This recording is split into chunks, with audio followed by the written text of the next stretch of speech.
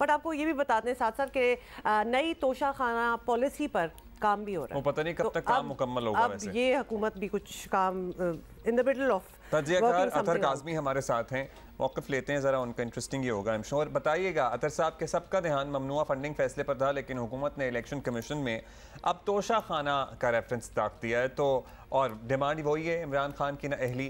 तो ये आपकी क्या इत्तलात हैं? सरप्राइज़ था ये इक़दाम हुकूमत का तहरीक इंसाफ वालों के लिए, या उन्हें था आइडिया कि कुछ ऐसा होने जा रहा है, या आपके लिए भी? नहीं, सरप्राइज तो नहीं है। जिस दिन से ये हुकूमत आई है, इनकी कोशिश है कि कुछ ना कुछ निकाला जाए इमरान खान साहब के खिलाफ, उनको नायल किया जाए किसी ना किसी तरीके से। तो बिल्कुल सरप्राइज नहीं है, लेकिन एक तरह से सरप्राइज ये है कि हम ये एक्सपेक्ट कर रहे थे कि जो तोशाखाना का किस्सा है वो काफी दिनों से चल रहा है। इस हुकूमत ने जो सबसे पहले चीजें कहना शुरू की, प्रेस कॉन्फ्रेंसेज की, इवन वजीर आजम साहब ने बुला के सहाफियों को बताया कि ये देखें जी तोशाखाना के अंदर क्या हुआ है। तो हम एक्सपेक्ट ये कर रहे थे कि इसके ऊपर कोई क्रिमिनल केस बनेगा, अगर कानून की कोई खिलाफ वर्जी हुई है, नैब में रेफरेंस दायर होगा। लेकिन लगता है कि उनको कुछ मिला उस तरह नहीं है, तो फिर वो टेक्निकल ग्राउंड्स के ऊपर चले गए हैं इलेक्शन कमीशन के अंदर। अब अगेन ये कानूनी अमल है, इलेक्शन कमीशन के अंदर रेफरेंस गया है, तो यकीनन इमरान खान साहब को भी मौका मिलेगा कि वो अपना दिफा वहां पे पेश कर सकें। लेकिन मेरे लिए कतन ये सरप्राइज नहीं है। ऑलराइट, अतर साहब ये भी बताइएगा कि हुकूमती रहनुमाओं का दावा है कि ये बहुत तगड़ा रेफरेंस है, वो समझते हैं कि ये तो बड़ी मेक और ब्रेक वाली चीज़ हो जाएगी। तो तमाम बातें सच ना भी हो, कुछ तहाइफ ख़रीदने बेचने का एतराफ़ जो है वो खान साहब खुद भी कर चुके हैं इन द पास्ट। तो इस तरह के मामलात में माली बेनज़मी जो होती है उसको ढूंढना कोई इतना मुश्किल काम नहीं होता। तो क्या खान साहब को ख़तरा महसूस होना चाहिए? देखिए, हुकूमती इत्तेहाद का तो आपको पता है कि एक बयानिया, जिस तरह मैंने कहा कि पहले दिन से ही उनका ये था कि जी तोशाखाना में बड़ा स्कैंडल हो गया, बहुत बड़ी कोई गड़बड़ हो गई।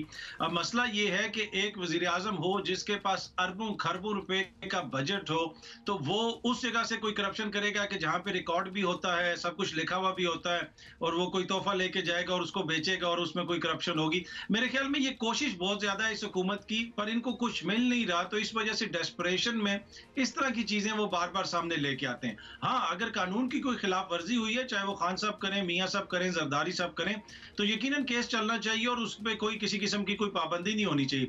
लेकिन इनका इशू ये है कि इनको कुछ मिल नहीं रहा, तो इस वजह से ये बार बार दौड़ के इलेक्शन कमीशन में जाते हैं। सिर्फ और सिर्फ इशू ये है कि ये इंतखाबात में मुकाबला नहीं कर पाएंगे, तो इनकी ख्वाहिश है कि किसी तरीके से उसको टेक्निकली नॉकआउट किया जाए।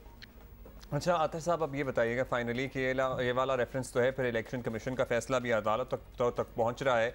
इमरान खान को एक से ज़ायद अतराफ से नाअहल कराने की हुकूमत तो एटलीस्ट कोशिश कर रही है, मफरूज़ा ही सही, लेकिन अगर इमरान खान नाअहल हो गए तो पार्टी कौन संभालेगा? मतलब मियां नवाज शरीफ भी आपके सामने ताहयात नाअहल हुए ही ना, किसी में आपको लगता है कि PTI में लीडरशिप की अहलियत है? देखें, जहां तक ये ताल्लुक है कि पार्टी कौन संभालेगा, देखें मेरे ख्याल में मैं जो सियासी जानशीन और वारिस है ना, उनकी वजह से पाकिस्तान को पहले ही बड़ा नुकसान हुआ है। तो पार्टियों के अंदर ऐसा मैकेनिज्म होना चाहिए कि जो पार्टी के अंदर दीगर लीडरशिप है वो सामने आए, चाहे कोई भी जमात हो।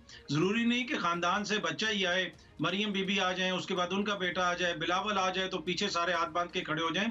तो तहरीक इंसाफ के अंदर भी ऐसी लीडरशिप होनी चाहिए जो आगे आ जाए। लेकिन मुझे नहीं लगता कि इस इमरान खान को नाअहल करेंगे तो फिर वो ये कोई एक्सपेक्ट कर रहा है कि PTI इंतखाबी अमल का हिस्सा बनेगी और PTI इंतखाबात में हिस्सा लेगी। ये दीवाने का ख्वाब है, फिर हम तसादम की तरफ जाएंगे, फिर जो है वो इंतखाबात की तरफ हम नहीं जाएंगे। अतर काज़मी, बहुत बहुत शुक्रिया। अच्छा, एक बात ये भी होती है, जिस तरह अतर भी कह रहे थे कि पहले भी ऐसी चीज़ें हुई और ऑब्वियसली स्कैंडल्स तो बने।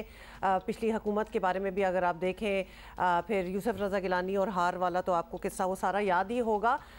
तो इसलिए खान साहब को ऐसी चीज़ों से, thank you very much, Khan साहब को ऐसी चीज़ों से दूर रहना चाहिए था। बार बार हमारा मौक़िफ़ ही ये है कि why did he even go close to these things.